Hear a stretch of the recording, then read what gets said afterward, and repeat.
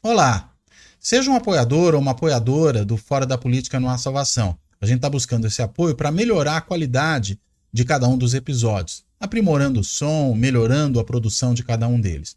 E para isso, a gente precisa do seu apoio. Há duas formas de você dar esse apoio. Uma é se tornando um membro do Fora da Política Não Há Salvação no Clube dos Canais do YouTube. Basta ir lá na página inicial do Fora da Política Não Há Salvação no YouTube e se tornar membro. Tem ali o botãozinho que permite que você faça isso. É diferente do botão de inscrição no canal, que serve para você sempre ser avisado ou avisada de cada um dos novos episódios. A outra maneira é ir até o site benfeitoria.com e no benfeitoria.com procurar pela campanha do Fora da Política Não Há Salvação. Daí, assinar com o valor que você achar que deve, né, assinar o canal e com isso contribuir para essa sustentação do nosso projeto por aqui. Obrigado. Este é o podcast Fora da Política Não Há Salvação. A versão em áudio do canal do YouTube Fora da Política Não Há Salvação, produzido por mim, o cientista político Cláudio Couto.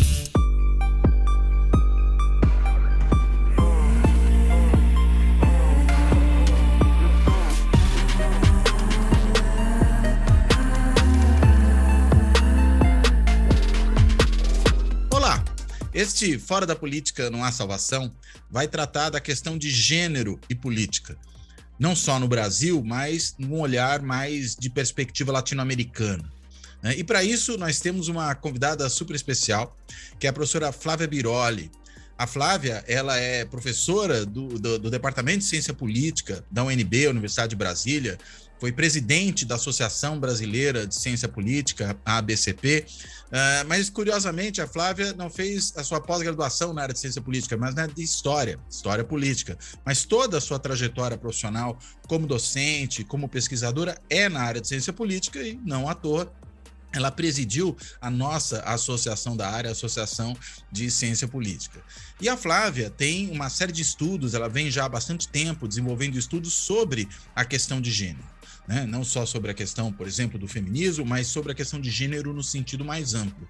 E uma série de trabalhos mais recentes são trabalhos em que ela se dedica especificamente a estudar isso que a gente pode chamar de uma certa reação conservadora ou reação, eu diria, talvez reacionária mesmo, à agenda de gênero, da afirmação dos direitos relacionados a gênero, né, de todos os temas voltados a lidar com esse tipo de assunto, e que tem sofrido uma série de obstáculos e eu diria até mesmo, talvez, de contra-ataques nesses últimos tempos. Bem, no caso brasileiro, entendo que isso é especialmente claro, mas a gente não pode falar só do caso brasileiro. Mas também, por outro lado, quando a gente olha para os países vizinhos, vê que, por exemplo, há temas que têm avançado muito fortemente por aí. A questão do aborto, por exemplo, que teve avanços importantes na Argentina, mais recentemente na Colômbia, no Chile, enquanto que aqui continua a ser, de certa forma, um tema tabu, a despeito também de problematizações que ele vem sofrendo quando ocorrem episódios como os que nós vimos nessas últimas semanas, né? Como daquela menina que tinha direito a um aborto legal, cujo aborto foi impedido, né, por uma juíza e depois acabou se realizando quando o assunto veio à tona. Enfim, há uma série de temas aí importantes para a gente pensar nessa agenda de direitos reprodutivos e de direitos relacionados à questão de gênero no sentido mais amplo. Enfim, sem maiores delongas, eu vou logo passar a palavra para a Flávia. Quero primeiro, claro, agradecer a ela por ter topado fazer essa conversa, dar as boas-vindas, e começo com uma pergunta mais geral para a gente dar o start aqui nesse nosso papo. Flávia, que reação é essa, que pelo menos no caso brasileiro, se você quiser depois falar do latino-americano também, fique à vontade, mas que reação é essa que no caso brasileiro nós vemos com respeito a toda essa discussão envolvendo a questão de gênero? Por favor. Oi, Cláudio, prazer conversar com você, fico muito contente de participar do programa e de poder discutir esse tema que é tão central nas minhas pesquisas hoje, mas que eu entendo também como um tema fundamental para a gente conversar sobre os padrões atuais das disputas políticas, sobre questões que têm uma relação muito direta, inclusive com transformações nas democracias no Brasil, em outras partes da região e do mundo, né? Então, quando a gente fala em reação conservadora à agenda de igualdade de gênero, um ponto que é importante, que a literatura hoje discute, é em que medida é possível dizer que o fenômeno que a gente reconhece ao tratar dessa reação é novo, né? Porque se a gente fala reação, bom, mas o conservadorismo não existiu sempre, né? Não teve sempre lá alguma oposição a mudanças nos papéis, nas posições ocupadas por mulheres e homens nas sociedades, dentro de casa, fora de casa, e, sobretudo, nesses temas que são mais contenciosos, como o do aborto e da sexualidade, né? Então, o que a gente tem observado nas pesquisas? Que o conservadorismo ele existiu historicamente e atores que operaram contra os direitos das mulheres, contra políticas e marcos legais para a promoção da igualdade de gênero, eles fizeram parte do nosso processo historicamente. Inclusive, se a gente pensar, por exemplo, no período da transição, na Constituinte, houve um veto explícito à discussão sobre aborto naquele momento, quer dizer, não é nem que houve uma oposição a se construir algum tipo de marco no âmbito constitucional, houve um veto até mesmo à discussão. Mas o que a gente vê, sobretudo a partir ali de 2010, a segunda década do século XXI, é uma presença mais ostensiva dessa oposição a essa agenda nas ruas, na forma de protestos, como tema que acaba produzindo novos tipos de debate e até mesmo a gente tem se perguntado de clivagens eleitorais. Então, nas nossas pesquisas sobre reação a essa agenda de gênero, a gente tem buscado, juntamente com muitas outras pesquisadoras, compreender o que aconteceu nessas últimas décadas para que a gente chegasse a esses novos padrões, nesses anos aí a partir de 2010. E que padrões são esses? De que política a gente está falando hoje quando a gente fala dos conflitos em torno do gênero? Então, se você me permitir, eu conto rapidinho um pouquinho desse processo, pode ser? Não só permito, como faço questão que você fale, por favor. Ótimo, legal. Bom, indo um pouquinho para trás, é no pós-guerra que o Sistema Internacional de Direitos Humanos começa a ser constituído, e é muito importante a institucionalização, a criação, a institucionalização da Organização das Nações Unidas, e de outros organismos que acabam tendo uma importância nessa criação do Sistema Internacional de Direitos Humanos. Mas no caso das mulheres, é sobretudo ali a partir do final dos anos 70 que a gente tem avanços na inserção dos direitos das mulheres no Sistema Internacional de Direitos Humanos, como agenda das organizações regionais, das organizações internacionais. Isso é um efeito do trabalho feito pelos movimentos de mulheres, pelos movimentos feministas, e também de mudanças que estão acontecendo na própria sociedade, que colocam as mulheres numa possibilidade de tomar parte de debates públicos fundamentais desse período de um modo que era mais difícil anteriormente. Os anos 1990, eles são fundamentais, porque eles são os anos do ciclo de conferências sociais da ONU, Então, a Conferência de Populações do Cairo, que aconteceu em 94, a 4ª Conferência Mundial da Mulher, que aconteceu em Pequim em 95, são marcos muito importantes, mas são marcos importantes em dois sentidos diferentes. Um deles é que realmente, nesse processo, há uma expansão do debate sobre gênero, sobre desigualdades de gênero, sobre direitos das mulheres, e algumas coisas que podem nos parecer um pouco óbvias, elas tiveram que ser afirmadas justamente nesses documentos, Então, por exemplo, a Declaração de Pequim de 95, que é super importante até hoje, super completa, recomendo que as pessoas leiam, ela afirma que os direitos das mulheres são direitos humanos, e aí há várias implicações, que dizem respeito do direito à saúde, ao direito à integridade física, uma vida sem violência, que estava afirmado por um documento importante da CEDAW desde 79, até garantias, que se então ativava os estados nacionais a produzir, de participação das mulheres na construção das políticas que incidem diretamente sobre elas. Então, tinha ali uma reivindicação, não só mais no sentido dos direitos individuais, né, de como os direitos fundamentais têm que conter um olhar para os direitos, têm que conter os direitos das mulheres, né, mas também uma reivindicação de participação. Mas é justamente naquele momento, nessa expansão do debate, que o termo gênero passa a ser utilizado pelos movimentos feministas, numa perspectiva que justamente tensiona as formas de normalização, de naturalização das hierarquias que organizam as relações na sociedade, posicionando mulheres e homens como tendo aptidões diferentes, que teriam relação com o seu sexo biológico, e posicionando também questões relacionadas à reprodução, à sexualidade, à família, numa perspectiva que é não só hierárquica, mas também heteronormativa, que toma as relações heterossexuais e o objetivo da reprodução no âmbito da família como algo que seria natural e desejável. Então, é também naquele processo que começam a surgir, de maneira muito organizada, formas de oposição aos fundamentos dessa agenda que estava sendo promovida pelos movimentos feministas de mulheres. E eu digo aos fundamentos porque é justamente esse processo de tirar da natureza e dizer nós, como sociedade, temos reproduzido essas hierarquias nas leis, temos reproduzido porque não produzimos políticas públicas atentas a essas desigualdades, a essas violências. Então, esses fundamentos, essa desnaturalização, ela vai ser contestada. E o que é que esses grupos que operam, inclusive nos próprios ambientes ali das conferências das Nações Unidas, eles encontram como um elemento central de contestação, já lá atrás, o conceito de gênero.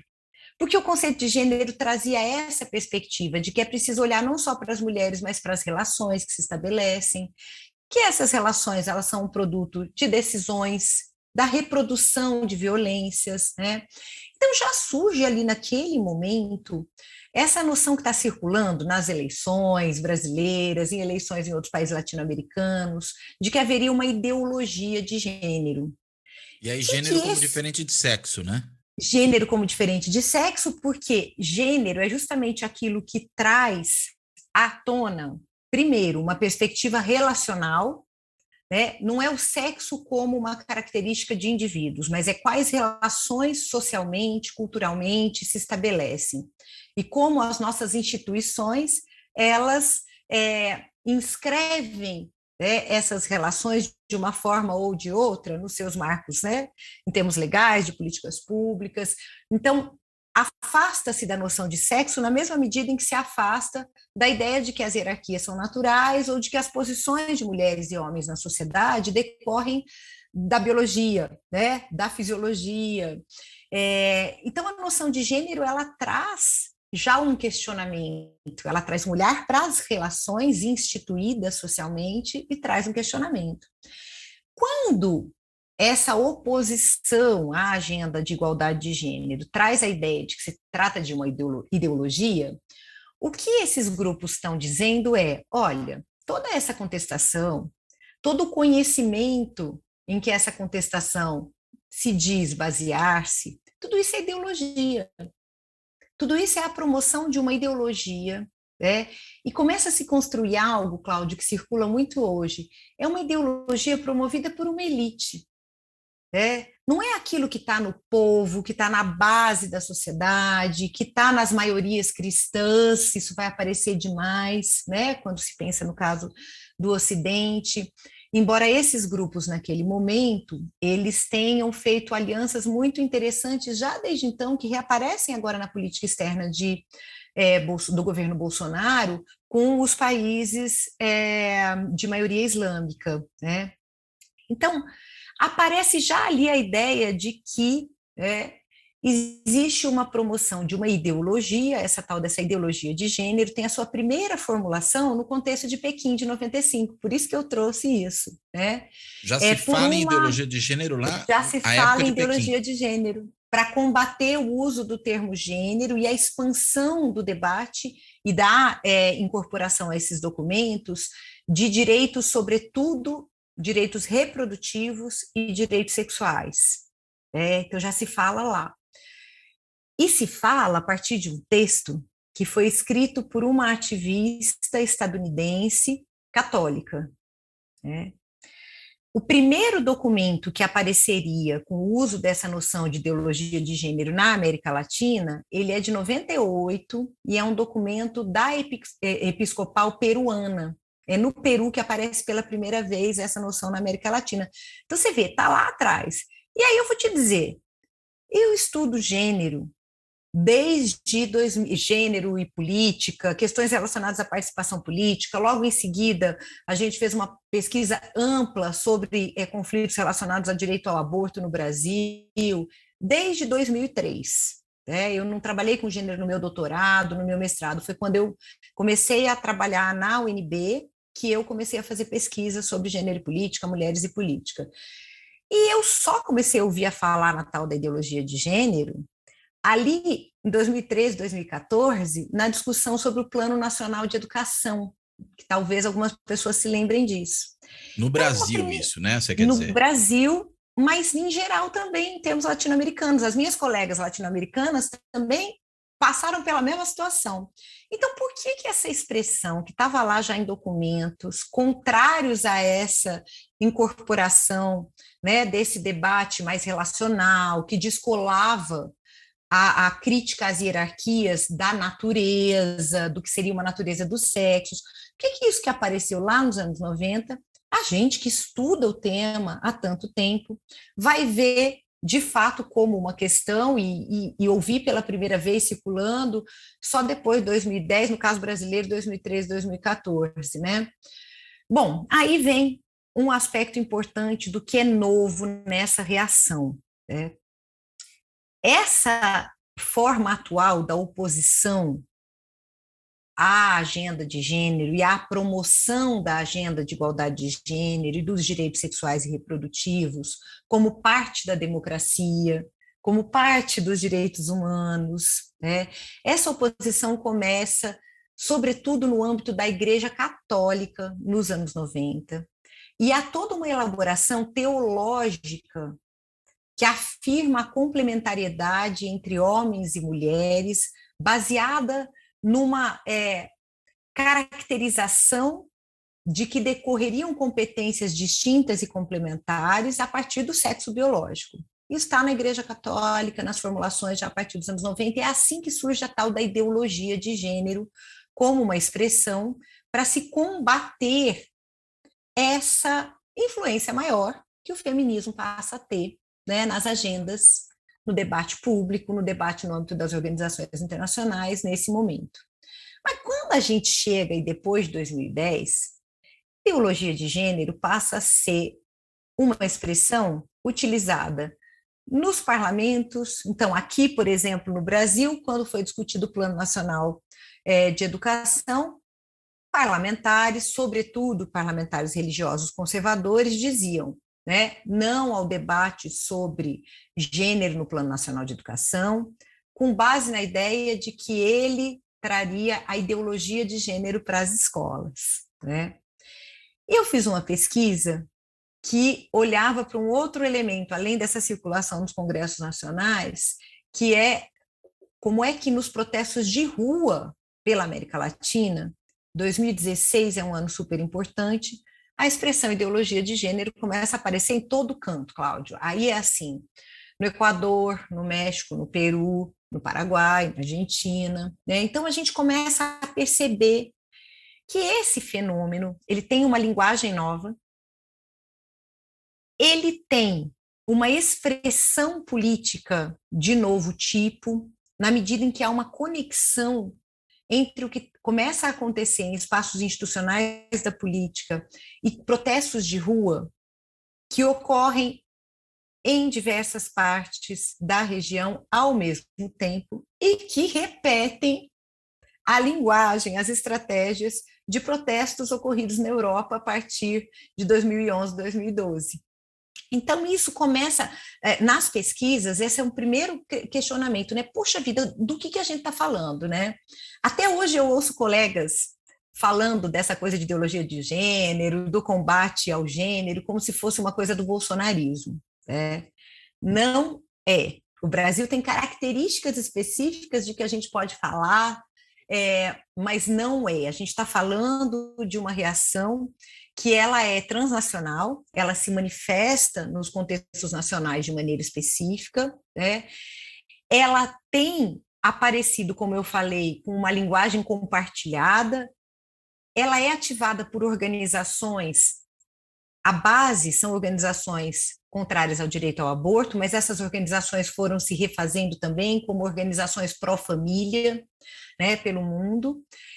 Algumas delas são importantes até para a gente entender os protestos no Brasil, né? Então, existe uma organização super importante espanhola chamada Hazte Oír, né? Faça-te ouvir, tem sempre essa ativação do que seria, que já estaria no povo, nas pessoas, né? Ela tem uma subsidiária que talvez algumas pessoas já tenham ouvido falar, chamada Citizen Go, que se volta justamente para produzir abaixo-assinados, protestos em situações específicas. Então, aqui no Brasil, um episódio que ficou muito conhecido no final de 2017, que foi aquele daqueles protestos contra a Judith Butler, que é uma filósofa estadunidense muito importante nos estudos de gênero, sobretudo de gênero e sexualidade. Então, esses protestos aconteceram quando ela veio dar uma palestra, fazer parte de um curso no Sesc Pompeia, em São Paulo, e de repente tinha gente queimando a efígie da Judith Butler, né, na frente do Sesc São Paulo. E o que era aquilo? Bom, a gente vai ver de onde é que foi vindo o negócio. Toda a ativação desses grupos foi feita pela Citizen Go, que é, então, uma plataforma subsidiária dessa ASTEUI, que é uma organização cristã ultraconservadora espanhola. Católica. Então, católica. Então, a gente começa a entender, né? Bom, a gente, que eu falo assim, quem está pesquisando esse tema nesse processo, porque nós pesquisamos esse tema enquanto ele começa a aparecer, a acontecer, e a gente vai percebendo, então, bom, o que está acontecendo aqui tem uma relação, uma conexão com algo que está acontecendo na Europa, que está acontecendo em outros países latino-americanos, que organizações são essas, né? E aí tem algumas características, antes da gente falar do Brasil, que na América Latina elas são bem importantes, que tem a ver com o fato de que a gente começa a perceber que nos congressos, né, nos parlamentos e nos protestos de rua, há novos tipos de ação conjunta, de aliança entre católicos e evangélicos. Isso é uma característica de como esse processo, que é transnacional e vai além da nossa região, se dá na América Latina, né? Então, não foi sempre assim. Católicos e evangélicos não operaram juntos historicamente e continuam tendo interesses que divergem, que, né, enfim, significam conflitos em situações às vezes pontuais, às vezes nem tão pontuais. Mas o que a gente observa, isso já pode ser afirmado com muita clareza, é que uma parte importante das características do que é novo a partir desse período em que essas reações emergem assim com uma ostensividade muito grande, é essa convergência e ação mesmo organizada, conjunta, entre católicos e evangélicos. Isso é uma coisa bem importante para o caso brasileiro também. Agora, é interessante, você mencionou como na ONU começa a se desenvolver toda uma agenda aí de afirmação dos direitos de gênero, né? E é a partir daí, inclusive, que a reação começa criando essa expressão ideologia de gênero, criada originalmente por católicos conservadores, mas que depois vai se espalhar para uma série de outras frentes. Uma dúvida que eu tenho aqui por que naquele momento, por exemplo, países de maioria islâmica, como você colocou, de perfil mais conservador, para dizer o mínimo, já não, de alguma forma, bloquearam essa discussão? Como é que ela conseguiu avançar a despeito de eventuais resistências que ela já pudesse ter naquele momento, numa organização, né, como a Organização das Nações Unidas? É interessante, Cláudio, porque houve coalizões ali né, entre países que se alinharam com a política do Vaticano naquele momento. O Vaticano é muito importante, né, Ainda era o Papa nesse João Paulo, né? momento, Papa João Paulo, né, uma perspectiva conservadora assumida de maneira importante na igreja. E essas alianças com países islâmicos, elas se dão naquele momento com alguma capacidade, sim, sabe, de restringir, de limitar.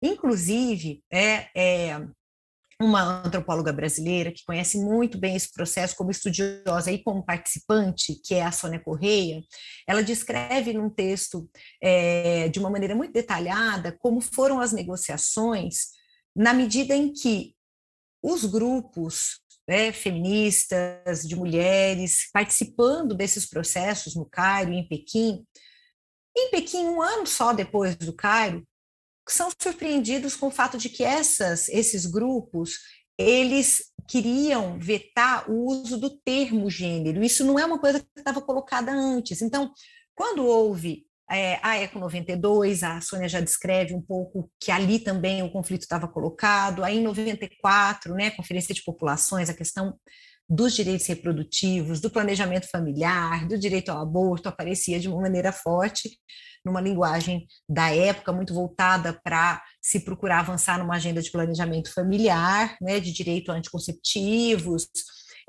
e não se falava da parte daqueles que se opunham a essa agenda em vetar o termo gênero. E quando chega em 95 em Pequim, eles operam para vetar o termo gênero, que de fato entra em poucos lugares na Declaração de Pequim, na Plataforma de Pequim. Fala-se mais em mulheres ainda naquele momento, mas gênero já está presente não só na utilização do termo, mas nessa perspectiva mais relacional. Quer dizer, eu não estou só falando de indivíduos que têm direito, mas de um compromisso com o enfrentamento de relações desiguais, das hierarquias existentes, do modo como essas hierarquias preservaram e ainda preservam, em grande medida, por exemplo, a política, as decisões para os homens, tudo isso está ali, né?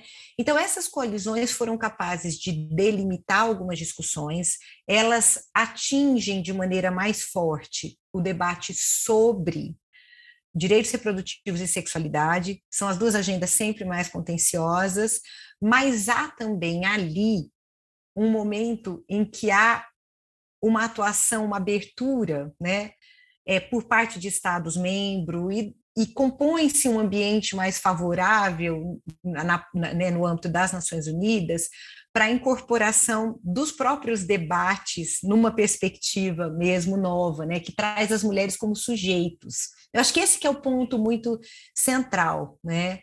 Os Estados Unidos pesam também, naquele momento tem uma posição que é de abertura a esses debates, e há alianças entre países europeus, Estados Unidos, que são importantes para fazer valer o avanço nessas discussões.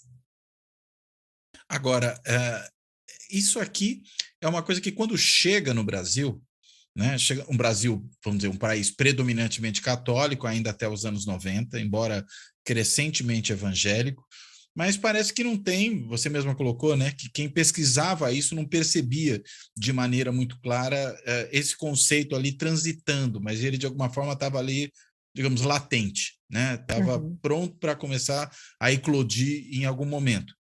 E isso é aproveitado, eu diria, talvez a partir de 2013, quando a gente começa a ter todo um levante conservador, se não reacionário, já que a gente está falando de reação, né?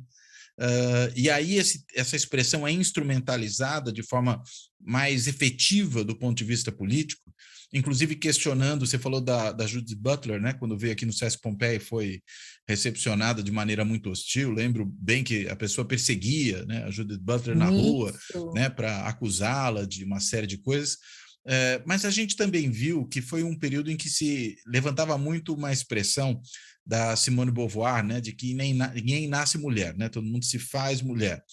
Isso era usado quase que como um exemplo, digamos, de uma ideologia malévola, de uma certa concepção distorcida da natureza, ou algo assim. Quem são os atores, na frente mais política do que propriamente religiosa, que começam a instrumentalizar essa expressão e usar isso na batalha política? Legal, Cláudio. Essa frente política, ela tem uma importância também na dimensão religiosa da atuação política, né? A gente tem atores políticos que são religiosos conservadores, ligados a partidos que têm assumido essa agenda, que eles estão na linha de frente, né? Então, tem dois aspectos, você mencionou a partir de 2013, né, em que a partir dos protestos de 2013, a gente passa a ter uma dinâmica, né, de uma emergência de novo tipo, né, de uma direita da contestação, inclusive, da democracia em diferentes termos, e um tipo de polarização política que vem nos acompanhando desde então, né? Então, aquele de fato, um espaço de oportunidades para ativação dessa agenda contrária à igualdade de gênero, como uma agenda que comporia, né, o repertório antipetista no Brasil. Isso eu gostaria de mencionar, porque isso é característico de como se deu no nosso caso. Então, ideologia de gênero é uma expressão que está lá desde os anos 90, que nasce nesse ambiente da construção intelectual, política, da oposição aos feminismos, à política feminista da Igreja Católica. Mas quando a gente chega ali nesses anos e está sendo presente em debates nos congressos nacionais, em protestos de rua, etc., aí tem especificidades nos diferentes países. E no Brasil, há uma relação muito forte entre essa oposição à igualdade de gênero e o antipetismo, e há um uso instrumental, sim, da oposição à chamada ideologia de gênero por aqueles que procuram, então, atingir o PT de maneira que desestabilize o apoio popular ao Partido dos Trabalhadores. E aí a gente já está falando de governo Dilma, inclusive, né? Já estamos falando de governo Dilma, já estamos falando da disputa, né? Que, inclusive, né, jornalistas que hoje se posicionam de uma maneira, né, se veem como progressistas, etc., se recusavam perentoriamente a aceitar que Dilma solicitasse que fosse chamado de presidenta. Aquilo ali é um sintomazinho, né? Uma pontinha de algo que estava colocado. Mas, olha, eu mencionei que ideologia de gênero apareceu na discussão do Plano Nacional de Educação. Sim. Ali, os conflitos que a gente viu crescerem, claro, até o momento do impeachment em 2016, eles já estavam presentes, as alianças estavam se reorganizando, digamos assim, numa perspectiva mais hostil em relação ao governo, né? Mas antes disso, Cláudio, tem um momento que eu gosto de indicar, que é o momento em que foi proposto o Plano Nacional de Direitos Humanos 3, em 2009, né? Porque, sabe, ali tem algo que é chave também para a gente entender, que essa oposição ao gênero, ela não aparece de maneira isolada, e não é por acaso que ela é assumida por essas alianças que vão se fazendo contra o governo do PT, né, e dando a carne, digamos assim, para o antipetismo. O que está ali em 2009 no Plano Nacional de Direitos Humanos 3? Tem muita coisa. De gênero tem a recomendação para que o Estado brasileiro adotasse legislação que permitisse a adoção entre pessoas do mesmo sexo, né? Adoção, mas também a gente está falando, 2009, é antes, né, da decisão do Supremo Tribunal Federal, que é de 2011, que equipara a união entre pessoas do mesmo sexo à união entre pessoas de sexos diferentes, ao casamento heterossexual, né? A gente está falando disso antes. Então, está ali como recomendação. Mas está ali como recomendação também a Comissão Nacional da Verdade, que seria então instaurada pela presidenta Dilma Rousseff, né?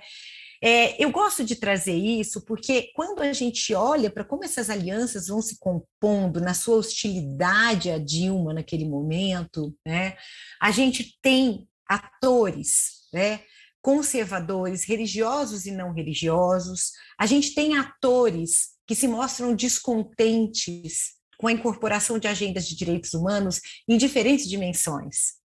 A de gênero, a antirracista, né? Aquela que, então, depois de tanto tempo, procura discutir a responsabilidade do Estado brasileiro durante a ditadura de 64, né? Pela tortura, pelos assassinatos de oponentes políticos. Então, me parece que ali tem um caldo, sabe? E aí a gente vê ali em 2013, 2014, na discussão do Plano Nacional de Direitos Humanos, também emergir nessa agenda de gênero uma organização que já estava ali, ó, cozinhando, que ela existia desde 2004, que é o Escola Sem Partido.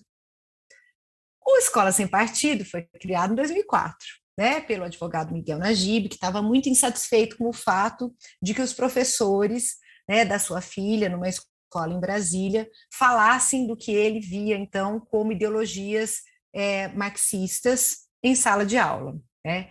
Então, o descontentamento dele era com o que ele via como uma doutrinação de esquerda por parte dos professores nas escolas. Quando a gente chega ali em 2013, 2014, a Escola Sem Partido já assumiu gênero para ele. Já fala em ideologia de gênero. Não tem esse elemento na agenda. É só contra o que ele vê como uma hegemonia da esquerda nas escolas, numa perspectiva marxista. Socioeconômica. A crítica, né, às hierarquias em termos econômicos, o que ele vê como a promoção de ideologias marxistas nas escolas, é isso que está colocado. Né? Tanto que o alvo muito direto naquele momento são os professores de história, né, também de sociologia, mas principalmente os professores de história. Né? Tem também ali um ponto inicial desse movimento de revisionismo histórico que a gente vê acontecendo, né, que é uma parte importante, inclusive, do bolsonarismo no Brasil. Né? Mas aí chegamos lá, 13, 14, Escola Sem Partido, assumiu o gênero. O que a gente vai vendo ali? O quanto vão sendo importantes essas alianças entre setores religiosos e não religiosos, na conformação de um novo ambiente ali, da oposição ao governo Dilma, daquilo que a gente veria se consolidar como um antipetismo, né, como parte dos movimentos ali colocados. Mas isso vai crescendo, Cláudia, em direção a uma oposição muito aberta, e aí essa é a maneira como eu falo disso no meu trabalho, a agendas igualitárias de modo geral. Né, a crítica social, a crítica a hierarquias, a desigualdades e a agendas igualitárias de maneira geral. Então, o que a gente vê emergir nesse processo são grupos assumindo, de fato, né, abertamente agendas anti-igualitárias e antipluralistas. Por isso que me parece que uma característica também que não estava colocada ali nos anos 90, mas que vem nesse processo e que o Brasil é um tipo para estudo de como isso foi acontecendo, é que há uma relação entre essa oposição à agenda de igualdade de gênero e processos que vêm sendo vistos como de desdemocratização, de erosão das democracias, né? Porque alguns fundamentos muito importantes das democracias liberais, que passam por esses valores da pluralidade, da igual cidadania, eles vão sendo contestados com base na ideia de que existe a promoção de uma ideologia de gênero, a promoção do esquerdismo, do comunismo, etc. Né? Marxismo cultural entraria aí o também? Marxismo cultural. O Escola Sem Partido fala em marxismo cultural já desde lá de trás, 2004. Né? E mesmo assim não envolvia esse tipo de questão? Não envolvia ainda gênero, ainda não envolvia. Era mais a ideia de que se propagava. Então, por exemplo, Paulo Freire já era um inimigo. Sim. Lá de trás. Né? Mas o que a gente vê nessa segunda década do século XXI, e que aparece articulado aqui pelo Escola Sem Partido, pela América Latina, por um movimento chamado Com mis hijos no te metas, não se metam com os meus filhos, muito interessante, né? É que o espaço escolar, espaço de socialização nas escolas, mas de conteúdo escolar também, adotado, tal, passa a ser um alvo a partir do qual se denuncia todo tipo de política de caráter igualitário, todo tipo de política que confronta violências, né? Então, aparece muito uma ideia que vem pela oposição à agenda de gênero, que é a de que seria preciso impedir a sexualização das crianças. Já não é mais só a doutrinação, no sentido que o Miguel Najib falava lá desde 2004, né?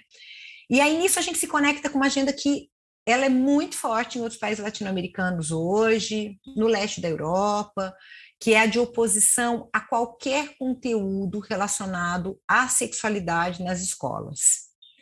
Então, não só a disciplina, os conteúdos de educação sexual, como disciplina ou não, mas qualquer conteúdo relacionado à sexualidade, né?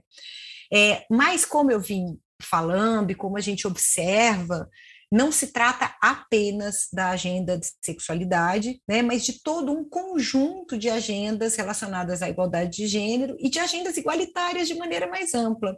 Eu acho isso super importante, sabe, Cláudio, inclusive para que no campo progressista as pessoas se deem conta que não dá para isolar essa agenda como se fosse possível. Não vamos falar em gênero, por favor, não vamos falar em aborto, não vamos falar nisso, porque existe toda uma articulação que vem em torno dessa agenda, mas que ela tem relação com se barrar agendas igualitárias, né?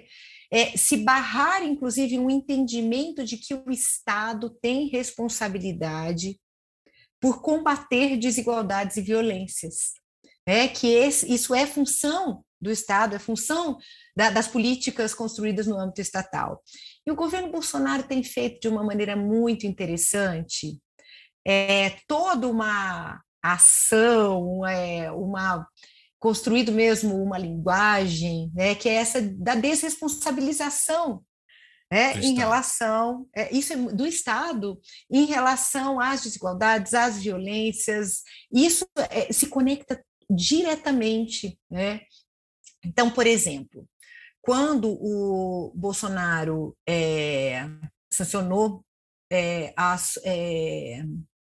o Plano Plurianual de Políticas Públicas, em 2019, ele vetou toda referência aos Objetivos do Desenvolvimento Sustentável das Nações Unidas. Os ODS. Que são todos, aos ODS, aos famosos ODS, que são todos eles uma busca de se estabelecer compromissos do Estado com o combate, ou melhor, com a superação de desigualdades e com o combate a violências, né? Então, se a gente olhar de maneira geral ali, os ODS, ele tem as suas especificidades, mas eles todos procuram comprometer os Estados nacionais com agendas de superação de desigualdades e de combate a violências, né?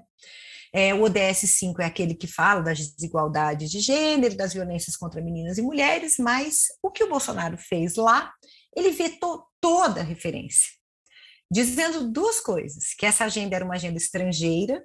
Lembra que eu falei lá atrás da coisa do elitismo, era uma agenda estrangeira. As elites cosmopolitas, alguma coisa assim? Elites cosmopolitas, né, o globalismo, e dizendo que os ODS são um cavalo de Troia para a ideologia de gênero.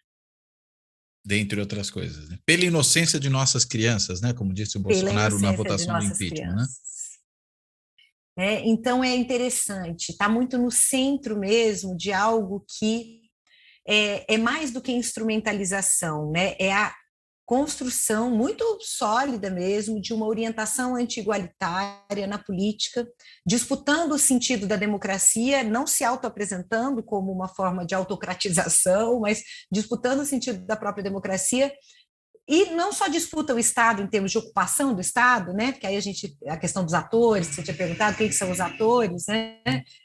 Não só disputa o Estado, mas também disputa o sentido do que é o caráter público do Estado, né? Do que é a responsabilidade do Estado, por exemplo, pelas crianças, né?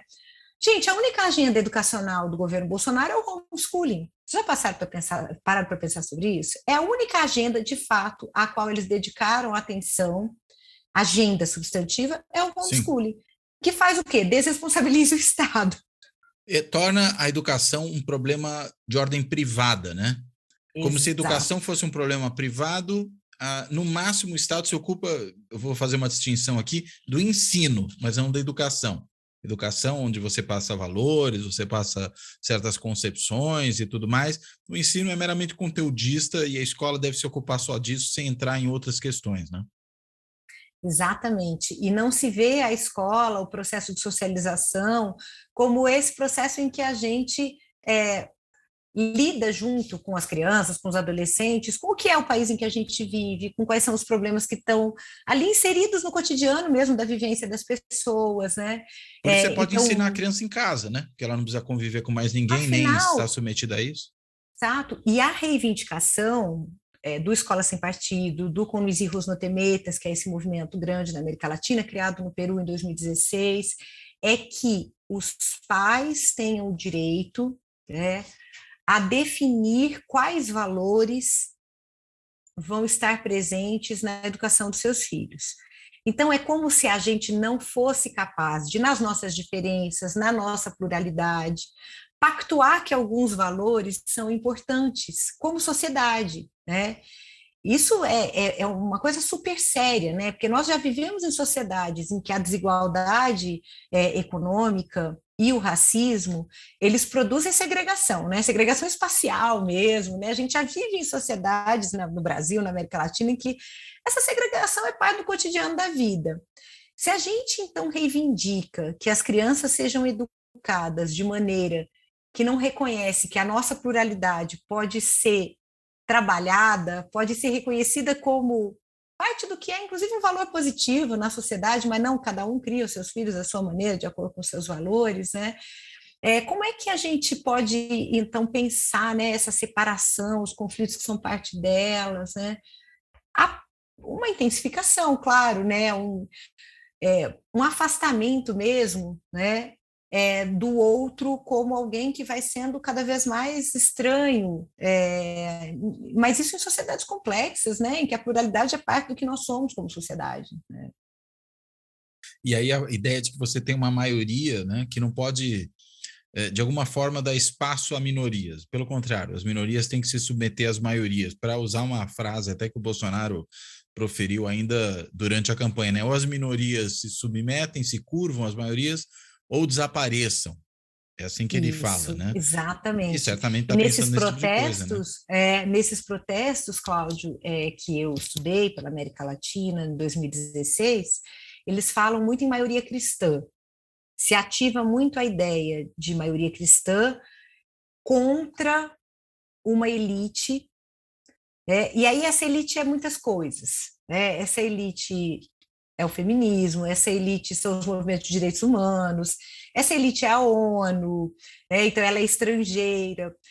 Uma das minhas surpresas foi quando eu comecei a ver em diferentes cidades, analisando os vídeos, eu não fui aos protestos, né? Analisando documentos e vídeos dos protestos, que tinha cartazes contra o George Soros, da Open Society, em diferentes protestos no Peru, em Lima, no Peru, em Quito, no Equador, na Cidade do México. E você para e pensa, poxa, mas será que o George Soros é tão conhecido assim, né, da população que vai para os protestos de rua? Então você começa também a entender que existe uma estratégia, né, de definir quem são essas minorias, por quem que elas estariam sendo financiadas e orientadas, né? É muito interessante. E criar uma identificação entre essas ideologias restritivas, que são antipluralistas, né? E maiorias que teriam, elas sim, uma raiz, digamos assim, porque é assim que é colocado, na cultura, nas tradições nacionais. Isso é mobilizado de uma maneira muito forte. Interessante, né? Agora, você chama atenção também, né, nos seus trabalhos, para o fato de que existe aí uma ideia de que a própria ideologia neoliberal teria relação com esse tipo de coisa, né? Trabalhando, vamos dizer, com boa parte dessa questão sexual como uma questão, ou de gênero, como uma questão puramente privada, né? A gente falou agora há pouco da questão da família, né, que vai interiorizar a educação, ao ponto até de fazer homeschooling, não precisa mandar para uma escola, menos ainda para uma escola pública, ou se for, né, o Estado que se responsabiliza em alguma medida por isso, é apenas para chancelar essa educação feita numa esfera exclusivamente privada. Mas como é que essas coisas se conectam, por exemplo, com essa agenda econômica do neoliberalismo? Porque a gente fala em neoliberalismo, tende a pensar muito na economia e não tanto numa pauta relacionada, por exemplo, a costumes. Até agora, na eleição, a gente está discutindo muito isso. Mas o que vai pesar na eleição? A agenda econômica ou a agenda de costumes? Né? Qual é a pauta que... Como é que você vê essa intersecção entre as duas coisas? É interessante, no debate eleitoral, de fato, é mobilizado de maneira, são mobilizados separadamente, né? Então, falar de economia é falar do desemprego, então tem se dito muito isso, né? O Bolsonaro como candidato, né? Ele ativa muito essa agenda moral, porque afinal a agenda econômica não é uma agenda que possa ajudá-lo muito no processo agora da campanha, né? Porque a gente tem uma situação de desemprego, de carestia, de inflação, etc., né, que se apresenta. Como é que a gente tem discutido isso? Por que há uma relação estabelecida no meu trabalho entre esses conflitos em torno do gênero, em agendas que são reconhecidas pelas pessoas, assim, né, não é nem no senso comum, mas vamos dizer assim, na área de ciência política, é muito comum que se diga, é a agenda moral, é a agenda de costume. A gente não fala assim não, viu, Cláudia? A gente fala que são agendas de direitos, e que são agendas que dizem respeito a como se concebe a democracia, né? Então, os feminismos, eles têm pressionado muito os limites do próprio entendimento das democracias, né? Se você for pensar, olha, hoje a gente trabalha de maneira mais comum na área com o entendimento de que a subrepresentação das mulheres é uma questão para quem estuda democracia, para quem estuda representação política, para quem estuda eleições, né, de que a questão racial nas eleições, a subrepresentação das pessoas negras em um país em que mais da metade da população é negra, tal, isso é um problema para quem pensa em democracia. Mas até pouco tempo isso era um problema de quem estuda gênero, isso era um problema de quem estuda raça, né? Então os feminismos pressionaram, o feminismo como ativismo, o feminismo teórico, os estudos feministas pressionaram muito o próprio sentido da democracia. Mas ainda assim, hoje em dia se fala muito ainda em falar numa agenda igualitária, né? Numa agenda igualitária, né? Entender, né, que uma democracia que reproduz desigualdades tão fundamentais, né, nos espaços políticos, por exemplo, ela é uma democracia que tem déficits que precisam ser abordados enquanto tal, quer dizer, não é um problema das mulheres, é um problema das democracias, né? Então, isso foi algo que o feminismo trouxe como agenda para a nossa disciplina, trouxe como agenda pública e com muito sucesso, né? Dificuldades ao longo do tempo, mas com muito, muito sucesso. Então, eu ainda vejo, quando se define essas agendas como agenda moral, e principalmente quando se define como agenda identitária, como as novas tentativas de se encapsular de novo, sabe, esses temas, né? Então, a gente fala em agendas de direito, agendas democráticas, né? Mas elas, de fato, vão ser apresentadas, a maior parte do tempo, como não tendo relação com a agenda econômica, né? No âmbito do feminismo, há abordagens, como a minha própria, que vão se posicionar de uma outra maneira, né? Por quê? Porque, primeiro, assim, existe um entendimento, esse é o meu, de que as desigualdades de gênero, elas se definem em diferentes dimensões que se alimentam reciprocamente, né? Então, se existe uma reprodução, inclusive no nível simbólico, do entendimento de que as mulheres devem ser as principais responsáveis pelo cuidado das crianças, pelo cuidado dos idosos, pelo trabalho doméstico, né? Isso se conecta com o acesso das mulheres à ocupação, à empregabilidade, à renda. O que aconteceu na pandemia quando as escolas ficaram fechadas, né? Se você olha os dados sobre desocupação, né, não só o desemprego, mas quem tem condições de procurar emprego durante a pandemia, você vai ver que as taxas entre as mulheres elas caem mais drasticamente do que entre os homens. Porque como é que se faz com as crianças dentro de casa? Quem que assumiu o cuidado, né? Isso ajuda a gente a entender, assim como as pesquisas que a gente tem sobre o uso do tempo, por que as mulheres são mais escolarizadas do que os homens, mas elas têm uma renda média nas mesmas ocupações de cerca de 26% menos que os homens. Desempenham mais trabalho de meio período, trabalho informal, por quê? Porque elas têm que acomodar. Então, enquanto nós não tivermos respostas coletivas a esses problemas, não só dentro de cada casa, e aí como é que a resposta coletiva vem? Faz toda a diferença se tem creche ou não tem creche. Se tem ensino integral ou não tem ensino integral, né? Então, o que o neoliberalismo... Você desonera, né? Você desonera, você assume coletivamente aquilo que está sendo colocado como responsabilidade das famílias e nas famílias das mulheres, tipicamente, né, pelos dados todos que a gente tem. E o que o neoliberalismo faz? Ele restringe orçamento e política pública justamente nesse âmbito que é tão sensível, né, que é esse dos equipamentos públicos de cuidado, de saúde, né? E as mulheres são aquelas que são oneradas de maneira fundamental na medida em que essa responsabilidade coletiva ela é negada e ela não existe na forma de política pública, né? De orçamento para que essas políticas públicas atinjam as pessoas. Creche é um exemplo muito interessante para a gente pensar nisso, né? A gente tem dados no Brasil que mostram que mulheres que têm filhos de 0 a 6 anos, antes de um ano, né, de 0 a 6 anos, elas, se elas têm creche próxima à sua casa, se elas têm acesso à vaga em creche, elas têm chance de empregabilidade muito maior do que mulheres com filhos na mesma idade que não têm os filhos, não conseguem vaga em creche para os seus filhos, né? Então, isso mostra, né, o quanto é sensível. Bom, o que a gente vê nessa reação à agenda de gênero? A gente vê o que tem sido chamado, a Wendy Brown fala em dupla privatização. De um lado, se tem uma dimensão que é uma dimensão moral, de responsabilização das famílias em nome dos valores que se quer que os filhos tenham. Isso está muito no universo religioso, mas não só, como mostram esses movimentos como Escola Sem Partido, como os Rosotemitas, né?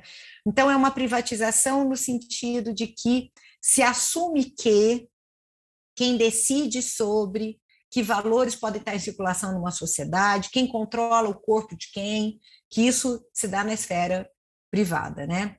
E, nesse sentido, tem algo que eu sempre coloco, que é assim, eles falam que o problema é com os professores. Parece que os professores são todos de esquerda nas escolas, mas, gente, o problema é com as novas gerações, que já pensam de outra forma, que vivem a afetividade, a sexualidade, pensam a conjugalidade de outra maneira. Então, tem uma questão de quem controla as crianças, de quem vai ter efeito sobre as novas gerações. Então, há todo um processo aí, né, de se colocar a família no centro, em termos de responsabilidade moral, pelas crianças, né? E o universo do privado como aquele em que a socialização se dá. A gente recusa a dimensão coletiva da socialização. Mas há uma outra dimensão da privatização, que é essa que vem forçosamente para as famílias e nas famílias para as mulheres quando não tem creche. Quando não tem política, por exemplo, de suporte às pessoas que têm filhos com necessidades especiais, quando não tem política de suporte aos idosos, quando se desmonta o SUAS, o Sistema de Assistência Social, no caso do Brasil. Então, o desmonte das políticas públicas, ele é parte de uma dinâmica de privatização que ela incide responsabilizando também as famílias e nas famílias as mulheres, né? Então, tem essa maneira de definir essa dupla privatização que faz encontrarem-se neoliberalismo e esse neoconservadorismo, né? E tem algo que eu tenho definido, eu proponho essa definição de moralização das inseguranças. Então, as inseguranças que decorrem de uma situação econômica que é muito desfavorável para a maior parte da população, da desregulamentação do trabalho, dos direitos trabalhistas, né, da restrição do orçamento público, essas inseguranças elas vão ser codificadas politicamente, eleitoralmente, como inseguranças que seriam de caráter moral. Então, a insegurança viria não porque nós temos uma situação em que não só o desemprego, mas as formas do emprego são cada vez mais difíceis para as pessoas, né, de conciliar com as famílias, tal. Não, a insegurança está porque, olha, vão aí dizer para o seu filho na escola que tudo bem ser gay. É assim que isso está sendo codificado. Né? É uma madeira de piroca lá na campanha de 2018. Né? É uma ativação das inseguranças que existem de fato entre as pessoas, por muitas razões, e a pandemia as acentuou, como se fossem inseguranças de caráter moral. E isso tem ressoado, né? Tem batido nas pessoas de uma maneira que a gente precisa observar e compreender. É interessante porque Nos dois casos, você tem duas situações que, entendo eu, se reforçam. Ver se faz sentido o que eu vou dizer aqui. Por um lado, o Estado é um perigo. Né? E é um perigo porque, por exemplo, na escola é o lugar onde vão doutrinar os seus filhos, fazer com que eles sejam gays, com que eles sejam comunistas, ou todas essas coisas ao mesmo tempo. Esse é um caso. De outro lado, é desobrigar o Estado. Bem, se não é problema do Estado, é problema das famílias. Se é problema das famílias, então é problema das mulheres. Né? E aí você aumenta essa desigualdade. Né? Nos dois casos, você repele o Estado ou porque ele é uma ameaça, né? Ou porque talvez, vamos dizer, as famílias fazem melhor aquilo que o Estado deveria fazer. Né? Ou fazia no passado, mas fazia mal, inclusive ao ponto de ser uma ameaça. E aí essas duas perspectivas vão se reforçando. Né? Você vai reduzindo o Estado e vai privatizando toda uma série de problemas sociais que, a rigor, precisam ser resolvidos também de forma coletiva e não apenas privada. Exato. Né? Pública, E não é apenas isso, é familiar. o que você falou. Quando o Estado aparece como ameaça, se você consegue reforçar a ideia de que o Estado é uma ameaça, você justifica com maior facilidade esses processos de privatização de diferentes tipos, né? Sim. De responsabilização. Porque eu gosto muito quando eu estou falando sobre esses temas com os nossos alunos, né? Assim, dizer, bom, a questão da responsabilidade, ela é central, porque existe uma ativação, né, que é parte, inclusive, muito importante de como o neoliberalismo, em termos de dispositivo mesmo de ideias no cotidiano, opera, uma ideia de que responsabilidade é algo que diz respeito a cada um, né? E, bom, claro, isso não é uma coisa que nasce com o neoliberalismo, de maneira alguma, não estou querendo dizer isso, a gente poderia, enfim, evocar lá atrás as formas históricas do individualismo na modernidade, o protestantismo, um monte de coisas, né? Mas ganha um novo impulso, né? Mas ganha um novo impulso, né? Que tem a ver, inclusive, com o modo como a meritocracia se organiza, né? Então, é responsabilidade de ter mérito, né, que te garanta, e aí vem, não é que te garanta um lugar destacado, é que te garanta sobrevivência, porque o que nós estamos falando, na medida em que a gente vai desmontando a dimensão coletiva, pública, né, da vida, desmontando o Estado em termos simbólicos e concretos, materiais, né, é que, olha, cada um que resolve os seus problemas, meu amigo. Isso em sociedades em que a precarização da vida, e não só do trabalho, ela existe em graus realmente muito importantes, né? Porque a gente está falando do quê?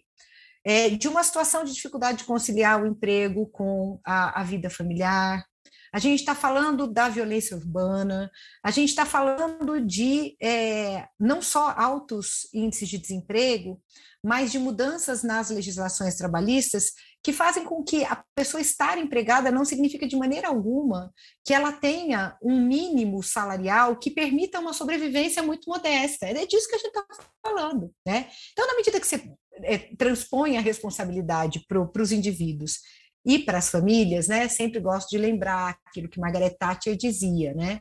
Não existe sociedade, apenas os indivíduos e suas famílias. Já tinha que colocar a família na conta, porque quem que vai segurar a onda, gente? Se não tem política pública de suporte que expresse essa responsabilidade coletiva, quem que vai segurar a onda? São as famílias, mas as famílias que estão empobrecidas, né, que estão lidando com rotinas de trabalho absolutamente desregulamentadas.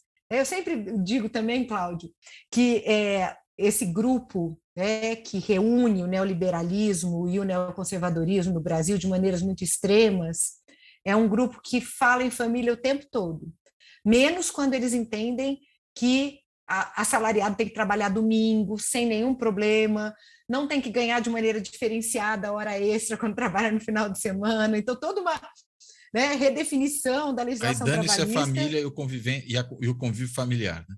Família é uma ideia, você não precisa estar com as pessoas, é uma ideia. Agora, nós, por outro lado, no campo, vou falar um nós, assim, no sentido como estudiosos, mas também no campo, enfim, nós identificados com uma democracia, com políticas redistributivas, etc., a gente não sabe muito o que fazer com isso tudo, como é que a gente faz com a questão da família, que é tão importante para as pessoas, da maternidade. Então, a gente precisa começar a falar mais sobre isso também, me parece. para poder também dar respostas que não sejam apenas essas outras, né? Eu imagino. Exatamente, exatamente. Quais são as nossas, né? Pois é. Agora, uma coisa inescapável, né? Acho que a gente precisa tratar disso porque foi um fato político da maior magnitude, né? Que foi essa decisão da Suprema Corte americana, que, enfim, se tornou pública agora, né? Revogando o Roe versus Wade, e aí, consequentemente, permitindo que os estados americanos legislem sobre aborto, restringindo, eventualmente, os direitos ao aborto. Agora você já tem toda uma reação se desenhando nos Estados Unidos, né, do governo federal, dizendo que vai facilitar a vida de pessoas que queiram fazer aborto e que precisem, porventura, viajar entre estados, empresas até mesmo que estão dizendo que financiarão as viagens das suas funcionárias que também queiram fazer em outros estados onde isso é permitido. Como é que você enxerga aí o impacto dessa decisão para toda essa agenda, né, de igualdade de gênero e de direitos reprodutivos que vem se desenrolando no mundo e que, enfim, tem sempre na realidade política americana um fator importante pela importância que os próprios Estados Unidos têm no contexto político internacional, na sua influência cultural, mundo afora. Como é que avaliação você faz dessa decisão e das suas consequências, Flávia? Legal. Então, Cláudio, tem duas coisas que eu abordaria, assim, pensando nos impactos, né? Uma é que quando a gente pensa, né, nesse período em que Roe versus Wade teve validade nos Estados Unidos, desde 1973, né, nesses 49 anos, a gente está falando justamente de um período de expansão dos direitos reprodutivos, né, e do direito ao aborto especificamente em diferentes partes do mundo e em países de maioria cristã, né? E eu acho que isso é importante de a gente ter em mente, porque essa reação que houve nos Estados Unidos, né, e o fato de que se tenha, então, julgado que não é um direito constitucional das mulheres, o direito ao aborto, a ser preservado, então, nacionalmente nos Estados Unidos, nos diz em que momento a gente está hoje em relação a conquistas que houve nessas últimas 4, 5 décadas, né? É um momento de aprendizagem acumulada de ativistas conservadores, né? E esse aprendizado acumulado desses ativistas é um aprendizado que tem uma expressão muito forte no âmbito do judiciário. Os movimentos de direitos humanos, os movimentos feministas, os movimentos LGBT+, eles recorreram muito ao judiciário, e tiveram um impacto muito grande no próprio entendimento de direitos fundamentais, de direitos constitucionais, ao recorrer ao judiciário e às cortes constitucionais especificamente. Essa reação, ela se dá mostrando que esse ativismo judicial, numa perspectiva reativa, conservadora, ele é uma possibilidade ao redor do mundo. Então, essa é uma influência possível, sem pensar no impacto específico para as mulheres nos Estados Unidos, a gente pode até falar disso também, mas essa é uma questão que a gente tem que ter em mente, porque não é à toa, por exemplo, que Ângela Gandra, que é a nossa secretária da Família no Ministério da Mulher, Família e Direitos Humanos, que é uma ativista católica anti-aborto, ela seja parte dessas redes, tenha sido parte desse processo nos Estados Unidos. Então, não é à toa que ela viaje no meio da pandemia para a Polônia a convite de uma organização como a Ordo Iuris, da extrema-direita católica, para falar contra o direito ao aborto lá na Polônia. Então, essas redes internacionais, elas não são redes quaisquer, não são só as redes que ativam os protestos, são redes de juristas também. E eles têm aprendido, eles têm atuado, né? Esse é um ponto que eu mencionaria para a gente ficar alerta, porque na América Latina a gente tem tido, como você até mencionou no começo, né? Você vê só desde dezembro de 2020, Argentina, México e Colômbia descriminalizaram o aborto. E no caso do México e no caso da Colômbia, foi a partir do judiciário, das cortes constitucionais. Então, a gente precisa ficar atento a isso, né? A disputa no âmbito do judiciário hoje está colocada de maneira muito forte. Há uma, de fato, aposta muito grande, no ativismo judicial por parte dos conservadores. Esse é um ponto. Um outro ponto que eu colocaria é que a gente aprende com o caso americano sobre os efeitos desse período da extrema-direita no poder, né, do Trump como presidente da República. E a gente tem, no caso brasileiro, uma indicação muito clara do presidente Jair Bolsonaro de que os apontamentos para o Supremo Tribunal Federal são uma prioridade para ele, né? Sim, ele está super preocupado com isso. Isso é uma coisa central, né? Então, acho que esse também é um aspecto, né? Não é só gênero, não é só aborto que está em questão, é claro, mas a gente tem observado que as cortes constitucionais são um espaço de disputa muito forte, né? Você tem trabalhado com isso também, junto com outros colegas. Eu queria mencionar algo que também me parece que a suspensão de Roe versus Wade, a decisão da Suprema Corte Americana nos mostra, né? Não há limite, tá, gente, para o que está acontecendo. Coisa não tem limite. Assim, quem poderia imaginar, apesar de tudo que estava colocado do ativismo conservador nos Estados Unidos, que se terminaria Roe versus Wade? É a primeira vez que existe uma decisão revisando decisão constitucional anterior da Corte no sentido de retirada de direitos nos Estados Unidos. Essa é uma das grandes questões, né? Talvez seja o ponto central, até quando a gente pensa de forma um pouco mais abstrata, né? Mais geral essa decisão, e não especificamente do seu conteúdo, né? Exato, né? Porque todas as decisões que implicaram antes revisão eram decisões para expandir direitos, né? Então, isso me parece importante, e o fato de que, né, você até mencionou, né, que agora há toda uma discussão, inclusive no próprio governo federal dos Estados Unidos, sobre como garantir minimamente, né, que as mulheres têm o direito a fazer o aborto, se não no estado em que elas vivem. Há uma discussão agora a ponto de um dos juízes que foi favorável a se terminar, a se desresponsabilizar, né, em termos de direitos constitucionais, o Estado pelo direito ao aborto dos Estados Unidos.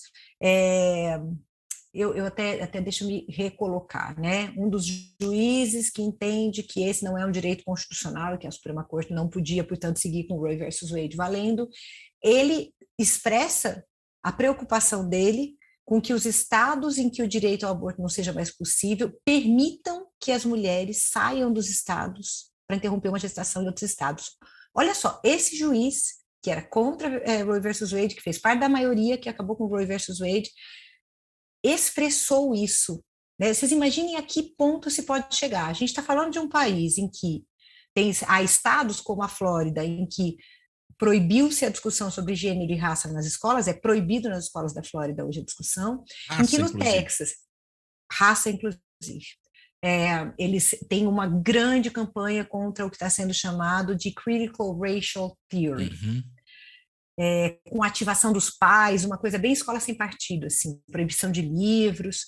No Texas, há uma legislação agora que criminaliza, podendo haver prisão, pais que ajudam os seus filhos em transição de gênero, filhos adolescentes a fazer transição de gênero. Pena de prisão de até 16 anos. Quer dizer, as pessoas vão precisar mudar de estado, se for o caso, né? Então, vejam só, né? Roe versus Wade realmente é de um impacto enorme, né? Porque é uma limitação da cidadania das mulheres nos Estados Unidos, é uma indicação de como se pode atuar em outras partes do mundo, mostra a força desse ativismo conservador no judiciário, mostra o estrago de um governo de extrema-direita, mas é interessante a gente ver que tem muita coisa acontecendo ao mesmo tempo. E por isso, Cláudio, que me parece que a gente precisa fazer a relação com os processos mesmo de erosão da democracia, sabe? Sim. Porque não são coisas pontuais, né? A gente está falando de como os direitos individuais, a cidadania estão sendo recortados por essa onda conservadora que tem na ascensão da extrema-direita uma oportunidade muito grande. O juiz, você falou desse voto desse juiz que votou a favor, né, da revogação, mas do entendimento anterior, o juiz Clarence Thomas, inclusive, foi um dos que disse que esses outros temas todos precisam agora entrar na consideração da Suprema Corte também, né? Inclusive, toda a legislação, por exemplo, sobre relações entre pessoas do mesmo sexo nos estados, que é uma coisa que já havia sido derrubada antes. Tinha uma lógica muito similar de Roe versus Wade, no sentido de que aquilo sim era um assunto da esfera privada e, portanto, de direitos das pessoas se relacionarem do jeito que querem e lidarem com seus corpos da maneira que querem, e que agora isso pode estar submetido à revisão. E aí, quando você menciona esse caso do Texas, me parece que vai exatamente nessa direção, né? Porque se diz, né, se o Clarence Thomas estaria falando disso, seria uma opinião individual ali, porque os outros juízes, em princípio, não veriam dessa forma. O próprio Alito, né, o juiz que faz o relatório que havia vazado, o relator dessa suspensão de Roe versus Wade, ele diz que só vale para o aborto, isso é muito explícito, mas é muito interessante, né, que já surja, e claro, porque é como você falou, né? Sinaliza. Sinaliza. O juiz que falou isso de que entendia que os estados não poderiam proibir as mulheres, quer dizer que isso já está circulando para ele falar, claro. É aquele Kavanaugh, se eu não me engano, que foi um dos indicados do Trump. Né? Então, de fato, a situação é muito desafiadora e é muito impactante. Né? Essa restrição à cidadania das mulheres, 49 anos, né? Cláudia, eu tenho 47, mulheres da minha geração nos Estados Unidos nasceram com Roe versus Wade, né, com o direito ao aborto como parte do marco legal de cidadania no país. E agora revogado. Uau. Flávia, muito obrigado pela conversa, né, uma conversa super esclarecedora, ainda que com um assunto que vai se tornando tão complicado, tão difícil, né, inclusive de enfrentar no nosso cotidiano aí, de retrocesso democrático. Acho que quanto a isso não há nenhuma dúvida, você aponta isso com muita clareza. Eu te devolvo a palavra aí para você, enfim, se porventura houver algum ponto que nós possamos ter deixado de lado para você, enfim, recuperar, e para você também fazer a sua amarração final e as suas considerações aí de encerramento, por favor. Legal, Cláudio, obrigada. Gostei muito da conversa. Eu acho que eu vou só colocar um ponto que eu acabei não falando, que eu acho sempre importante, que é que no Brasil é muito comum que se olhe para os evangélicos conservadores como a raiz, né, dessa oposição ao gênero. E eu acho que isso atrapalha demais para a gente entender o que acontece, sabe? Primeiro porque são processos em que as alianças entre católicos e evangélicos conservadores têm sido fundamentais. Assim, empiricamente mesmo, né? Não vou me alongar, dar exemplos, mas isso é constatado. Segundo, porque a gente está falando de alianças que vão além, inclusive, dos religiosos na política, né? Então a gente precisa conseguir compreender como é que elas têm funcionado, e eu acho que esse é um aspecto importante do nosso entendimento de como se dá essa articulação no âmbito mesmo da política partidária, né? Porque quando a gente parte da ideia de são os evangélicos, primeiro que a gente não consegue ver que esse universo dos evangélicos ele é heterogêneo, que as lideranças podem ser muito mais conservadoras do que a base, né? Então, como a gente está em ano de eleição, acho que essa é uma questão para a gente tem o dever, me parece, de não simplificar isso, de não estilizar, né, o modo como as clivagens religiosas têm aparecido em termos político-partidários, em termos eleitorais. Esse é só isso que eu acho que a gente não tinha, eu acabei não falando, e que eu acho importante colocar, né? E que a gente possa fazer esses debates, né, de maneira a encontrar possibilidades de trazer respostas democráticas às ansiedades e inseguranças das pessoas em tempos tão difíceis, né? Acho que esse é um ponto também super importante para a gente. Mas é isso, agradeço demais, foi um prazer. Eu que agradeço. E só uma observação em cima do que você falou, né? É interessante como mesmo entre os católicos, né? Tradicionalmente, já desde muito tempo, você tem uma base menos conservadora do que eram, pelo menos, as suas lideranças, né? Historicamente. né? Isso também acontece entre os evangélicos, acho que é importante levar isso em consideração, né? Os hierarcas tendem a ser mais ortodoxos do que os que estão na base, né? Pelo menos de um modo geral, evidentemente, a gente não pode generalizar isso pura e simplesmente, mas isso é uma coisa que se verificava já entre a maioria católica. Tudo bem que a gente pode dizer que a maioria católica não era tão praticante, não era tão assídua aos cultos e, consequentemente, tão intensa na sua religiosidade quanto são os evangélicos, mas é um fenômeno que já estava presente ali. Né? E acho que não é de se estranhar. E claro que isso tem consequências também para esse tipo de problema que a gente estava discutindo aqui agora, né? Porque as pessoas vivem essas questões, né, de uma gestação indesejada, né, da sexualidade dos filhos, dos seus casamentos que acabam, elas vivem essas questões no seu cotidiano, né, nas contradições, né, que são parte do cotidiano, né, da vida mesmo. Então, eu acho que isso é importante, porque ouvir o que essas lideranças conservadoras dizem não é ouvir o que está na vida cotidiana das pessoas na base, né, dos fiéis na base, mesmo aqueles que estão presentes nas igrejas, que estão, enfim, vivenciando a sua fé de uma maneira intensa. Perfeito. Muito bem. Bem, então eu quero encerrar aqui agradecendo a Flávia pela ótima conversa que nós tivemos, né? E além de agradecer a ela, eu quero também, como faço sempre aqui no encerramento, agradecer a todas as pessoas que nos têm acompanhado, seja nos podcasts, seja no canal do YouTube, ou ainda até também lendo o que tem saído publicado no blog do Fora da Política Não Há Salvação, no site da Carta Capital. Claro, reforçar ainda mais o agradecimento a todas as pessoas que têm contribuído aí para manter o projeto em pé, né? Seja por intermédio do Clube dos Canais do YouTube, seja por intermédio do site do benfeitoria.com, às vezes até fazendo Pix para o canal. Enfim, quero agradecer a todo mundo que nos acompanha e que tem apoiado esse projeto das mais variadas formas. Bem, então de tudo isso, eu termino por aqui. Até a próxima. Obrigada, tchau.